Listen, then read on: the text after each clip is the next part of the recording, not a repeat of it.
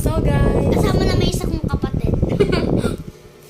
Ngayon lang siya, kumakain nga pala kami seaweed. ngayon lang siya nagpakita guys kasi di siya nagpapakita. Hindi wala lang dalawa. Di ba magkapatid? Nakikita. Nakikita siya guys. Doon siya natutulog. Ayaw niya dito guys. Ay, Wala ang aldag pa tama.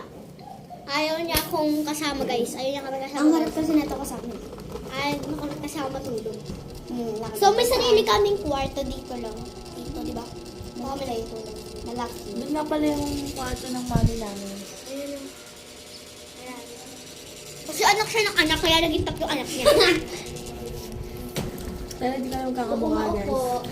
Hindi kami magkakabuka. Yung isang kapatid namin na Nakay- babae, Nakay Nasa Ate tita Arlene. namin. Kaya Ate Arlene.